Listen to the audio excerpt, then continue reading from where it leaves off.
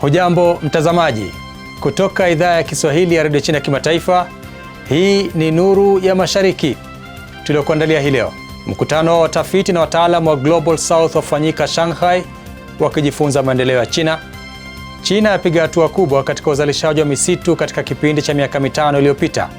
Na utalii wa China nchini Urusi waendelea kuongezeka kufuatia sera mpya ya kuingia bila visa. Kwa hizi na habari nyinginezo nyingi, jumuika nami Khamis Darwesh.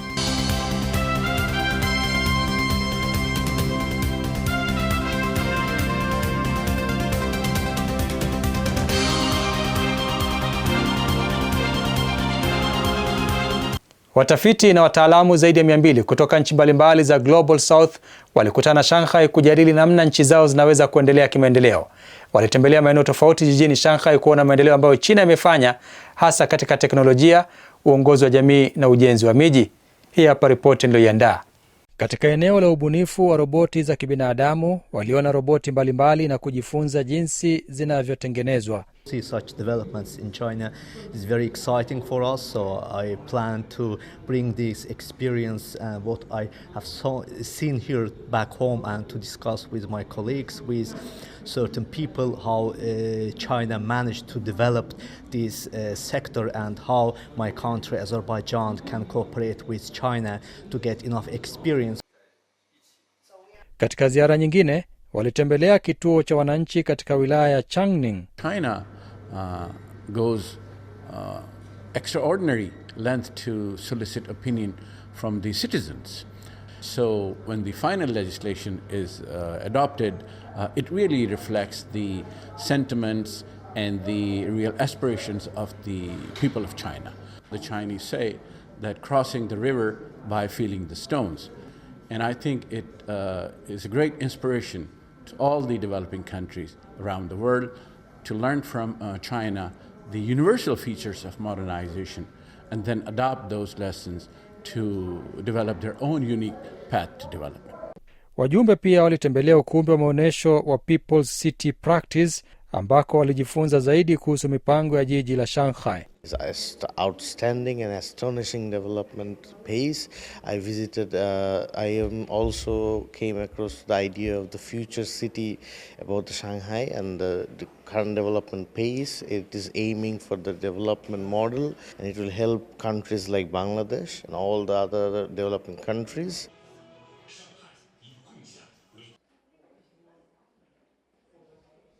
Mradi mpya unaochanganya uzalishaji wa umeme wa jua na upandaji wa mimea umerejesha uhai katika maeneo yaliyokuwa yamekufa kwa mchanga kwenye kaunti ya Lop, pembezoni mwa jangwa la Taklamakan, Xinjiang. Mabamba ya sola yaliyosimikwa juu ya mlima ya mchanga sasa yanatoa umeme huku yakiruhusu upandaji wa mazao na mimea ya kufunga mchanga, hatua iliyosaidia kuzuia upanuzi wa jangwa na kuongeza maeneo ya kijani katika mwaka mmoja tu. Jacob Mogoa anaripoti zaidi. Mradi bunifu wa kupambana na jangwa unaochanganya matumizi ya nishati ya jua na uoto wa mazingira umeleta uhai mpya katika maeneo yaliyokuwa yamekufa kwa mchanga katika kaunti ya Lop, pembezoni mwa jangwa la Taklamakan, eneo la Xinjiang. Mwaka huu modeli mpya ya kurejesha ardhi kwa kutumia nishati ya jua imeanza kutumika katika kaunti hiyo, ambapo bahari ya mabamba ya sola yenye rangi ya blues sasa inafunika milima ya mchanga, maeneo ambayo zamani hayakuwa na uhai wowote. Kituo cha kuzalisha umeme wa jua cha kilowati 500 kilichopo kaunti hiyo ni sehemu ya mpango mkubwa wa kudhibiti jangwa kwa kutumia nishati ya jua kando ya jangwa la Taklamakan, na kinachangia mradi muhimu wa ukanda wa kijani unaozuia upepo wa mchanga. Kituo hicho kiliunganishwa rasmi na gridi ya taifa Mei mwaka huu. Tulipandisha mabamba ya sola hadi urefu wa mita 1.5 hadi mita 1.7 na tukayaweka kwa umbali wa mita 12 kati ya nguzo na nguzo. Hii inaruhusu matumizi ya mashine kubwa baada ya mfumo wa umeme wa jua kusimikwa, sambamba na hatua za kibiolojia za kudhibiti jangwa. Kwa mfano, hizi hapa ni shairi tulizopanda na sasa zina urefu wa sentimita 15 hadi 20. Baada ya kukamilika kwa kituo cha sola, tumepanda zaidi ya aina 12 za mazao. Lengo letu ni kukuza modeli iliyokomavu, inaweza kurudiwa na kudumu kwa udhibiti wa jangwa. Mbali na kupanda mimea inayosaidia kufunga mchanga chini ya mabamba ya sola, mradi huo umeotesha maeneo makubwa ya kijani katikati ya milima ya mchanga na kubadilisha jangwa kuwa nyasi kwa macho. Mradi wa ukanda wa kijani unaozuia mchanga katika jangwa la Taklamakan huko Xinjiang, uliotimiza mwaka mmoja Ijumaa, umefanikiwa kulinda oasis, mashamba ya malisho ya eneo hilo kwa kuziba upanuzi wa jangwa, na vyanzo vya mchanga sasa viko chini ya udhibiti. Ukanda huu wa ekolojia wenye urefu wa kilomita 1346 ukiwa mrefu zaidi duniani, umeizunguka sehemu kubwa ya jangwa la China kama skafu ya kijani ili kuzuia mchanga kusambaa. Mradi huu ulitambuliwa kimataifa mwezi uliopita baada ya kuingizwa katika orodha ya mafanikio 10 bora ya uhandisi duniani mwaka huu, yani World Federation of Engineering Organization.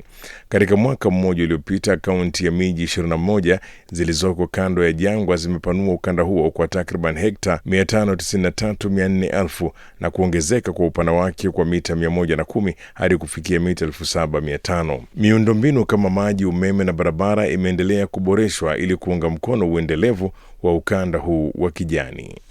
China imepiga hatua kubwa katika uzalishaji wa misitu kupitia mpango wa 14 wa miaka mitano. Utafiti na teknolojia za kisasa zimewezesha ukuzaji wa aina bora na zinazostahimili mazingira magumu ili kuimarisha miradi ya ekolojia. Hii hapa ripoti yake Ronald Mutie. China imepata mafanikio makubwa katika uzalishaji wa misitu wakati wa kipindi cha mpango wa 14 wa miaka mitano, yaani kuanzia mwaka 2021 hadi mwaka huu 2025, kwa kukuza aina bora za miti ili kuunga mkono miradi mikubwa ya ekolojia nchini humo. Kwa mujibu wa Wizara ya Rasilimali za Asili, China imeongezea hadi zaidi ya aina bora za miti zaidi ya 70% kupitia kuimarisha utafiti wa aina mpya, kufanya mafanikio katika teknolojia za uhariri wa vinasaba na kuanzisha mfumo kamili wa uteuzi wa kijeni. Hadi sasa watafiti wamezalisha aina 67 zilizoboreshwa kwa spishi kuu za mbao ili kukidhi mahitaji ya upandaji miti katika mazingira magumu, hasa maeneo kame na yenye upungufu wa virutubisho katika kanda za kaskazini mashariki, kaskazini na kaskazini magharibi. Wanasayansi wanazalisha zaidi ya aina 110 zinazostahimili mazingira hatarishi. Aina hizi zilizoboreshwa sasa zinachangia takriban 85% ya miche ambayo inatumika katika mipango muhimu ya ekolojia, zikitumika katika zaidi ya hekta 33,000 nchini kote na kuathiri zaidi ya hekta 333,000. The main challenges now lie in lands with harsh conditions, such as saline alkali soils and the drought-stricken areas in northeast, north and northwest regions of the country. These areas require varieties that can withstand drought, salinity, and, in some cases, strong winds. Breeding such varieties will not only help expand greenery, but also contribute to a more stable and optimized global ecosystem. Kikao maalum kiliandaliwa jijini Johannesburg, Afrika Kusini mwishoni mwa wiki jana kuhamasisha toleo la Kiingereza la kitabu cha Xi Jinping kuhusu utawala wa China. Washiriki takriban 200 walihudhuria. Kitabu hiki kinaangazia maendeleo ya karibuni ya fikra za Xi Jinping kuhusu ujamaa wenye sifa za Kichina kwa enzi mpya. Tom Wanjala na maelezo zaidi. Kwa mjibu wa wazungumzaji wageni, toleo la 5 linaakisi maendeleo mapya ya fikra za Xi Jinping kuhusu ujamaa wenye sifa za Kichina kwa enzi mpya. Linaonyesha kwa mfumo wa sifa za msingi, njia za vitendo na mafanikio makubwa ya njia ya China kuelekea uboreshaji wa taifa, na pia linatoa maarifa na mbinu muhimu kwa nchi za kusini mwa dunia zinazotafuta maendeleo yao wenyewe. Publication of the 5th volume of Governance of China comes at a moment where the world is grappling with complex economic, geopolitical, technological and environmental transitions. In this context, leadership, ideas and governance philosophies matter more than ever. These book volumes, like the series before that came, offers insight into President Xi Jinping's evolving governance approach, covering key developmental trajectories such as China's modernization pathway, the fight against poverty, green transformation, global development cooperation, technological innovation, as well as strengthening state capacity in a rapidly changing world. In Volume 5, President Xi Jinping emphasizes that China's modernization is of a great renown, from continuously improving the quality of people's lives to comprehensively promoting the construction of a beautiful China. from vigorously developing whole process people's democracy to building a higher level rule of law China, from accelerating the construction of a culturally strong country to steadily advancing towards the goal of building an education strong country. Utalii kuelekea Urusi miongoni mwa raia wa China umeendelea kukua baada ya Urusi kutangaza sera ya kuingia nchini humo bila visa kwa muda wa mwezi mmoja mapema wiki hii.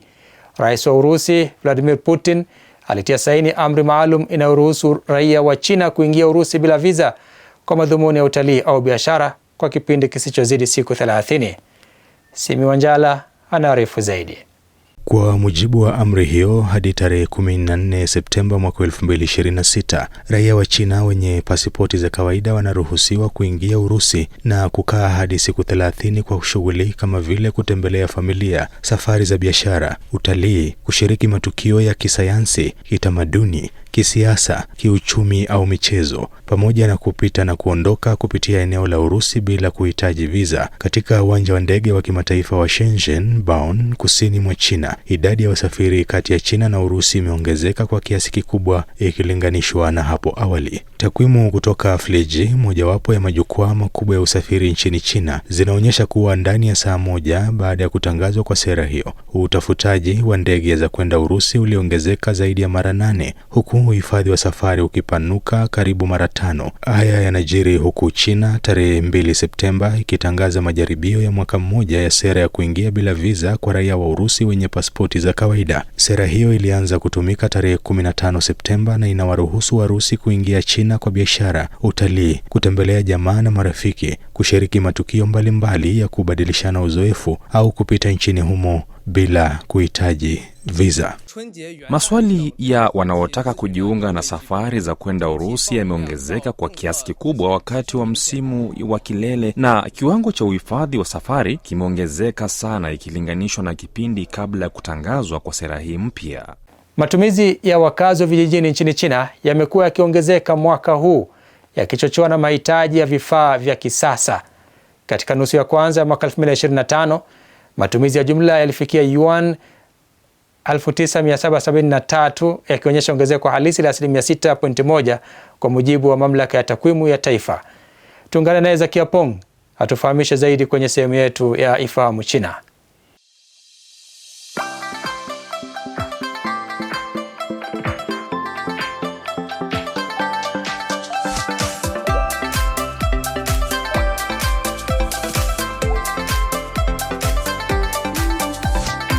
Mambo na karibu katika kipindi cha Ifahamu China. Mimi ni Zakia Peng. Matumizi katika maeneo ya vijijini nchini China yameendelea kuongezeka na kupanuka mwaka huu, yakichochewa na mahitaji ya vifaa vya kisasa katika maeneo ya vijijini. Katika nusu ya kwanza ya mwaka huu, matumizi ya jumla ya wakazi wa vijijini ilifikia yuan 9733, ikiwakilisha ongezeko halisi la 6.1% kwa mujibu wa mamlaka ya takwimu ya taifa. Katika hala ya ugavi ya vifaa vya majumbani mjini Huangwan, mji wa Haining, mkoa wa Zhejiang, mashariki mwa China, 30% kati ya maagizo 100 ya kila siku ya vifaa vya kisasa vya nyumbani zinapelekwa kwenye maeneo ya vijijini. Kuanzia Januari hadi Juni mwaka huu, maagizo ya vifaa vya kisasa kwa makazi katika maeneo ya vijijini huko Zhejiang yaliongezeka kwa 40% ikilinganishwa na mwaka jana kipindi kama hicho. Maagizo kutoka maeneo ya vijijini ndani ya mji wa Haining hususan yaliongezeka kwa zaidi ya 60% na kufikia kiwango cha karibu maagizo 100 kwa siku. Fursa ya matumizi kwa bidhaa rafiki kwa wazee katika maeneo ya vijijini imeongeza kasi ya kutolewa kwake katika nusu ya kwanza ya mwaka. Wakati huo huo, wakulima vijana wa kizazi kipya hatua kwa hatua wanachukua usimamizi wa familia zao. Watumiaji wa vijijini wanafuatilia sana ubora na busara. Sera za ruzuku ya kitaifa pia imeboresha mauzo ya vifaa vya majumbani. Huko Haining, kampuni 532 mpya zimesajiliwa kuuza bidhaa za kisasa za majumbani katika nusu ya kwanza ya mwaka huu, huku mauzo ya maduka ya vijijini yakichukua karibu 50% ya jumla ya mauzo ya mji wote. Haya, kwa leo kipindi hiki kinaishia hapa. Katika kipindi kijacho nitaendelea kukuletea mambo mengine yanayovutia kuhusu utamaduni na jamii ya China. Asante kwa kuwa nami. Mimi ni Zakia Peng. Kwa heri. Naam, mtazamaji, sasa ni wakati wa sehemu yetu ya Jifunze Kichina. Katika sehemu hii tunawaletea masomo ya lugha ya Kichina hatua kwa hatua kwa njia rahisi na ya kuvutia. Karibu tujifunze pamoja.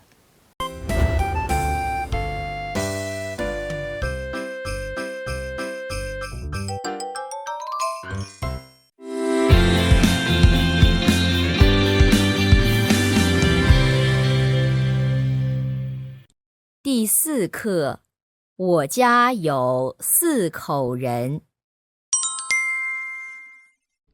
Mambo. Karibu katika daraja la Kichina la YCT. Somo la YCT ni mfumo wa mafunzo ya lugha ya Kichina unaoongoza watoto kujifunza Kichina kwa ufanisi na kuinua kiwango chao cha uelewa wa lugha ya Kichina kwa pande zote. Kwanza, tuanze kwa kuchangamsha akili zetu. Keki ya msamiati. Dubu mdogo anataka kupika keki ya safu 6 ya siku ya kuzaliwa ya rafiki yake. Lakini keki ni ngumu sana kupika. Tafadhali msaidie.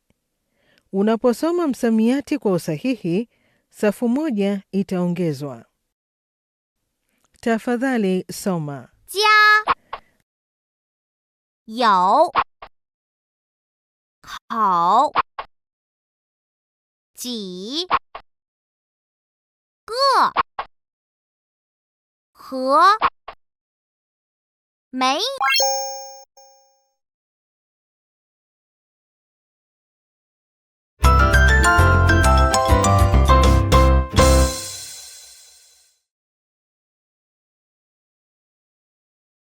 Ni家有几口人？4口人，爸爸、妈妈、哥哥和我。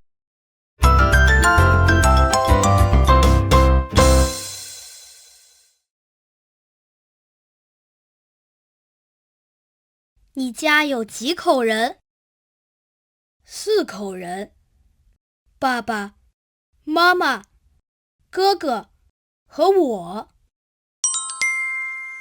他家有几口人？4口人，爸爸妈妈哥哥和他。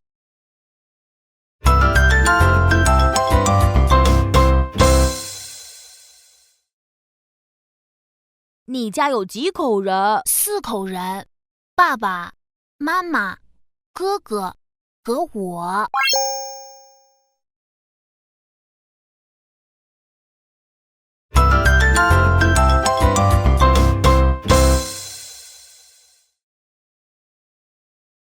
你有姐姐吗？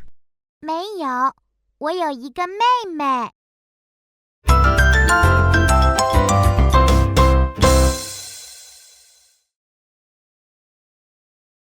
你有姐姐吗？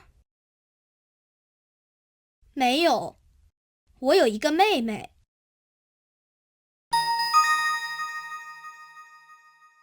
他有姐姐吗？没有。他有一个妹妹。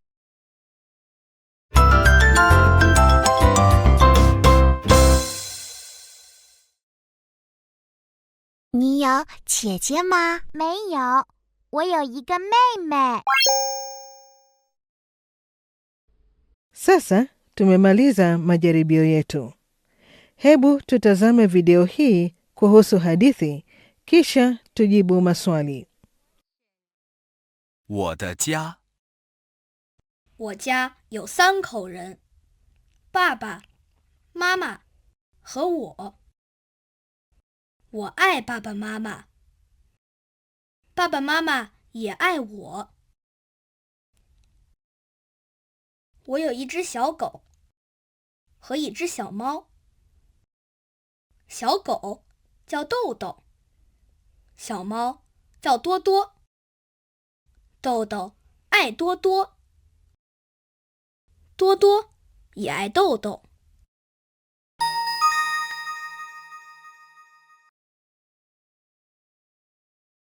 我的家，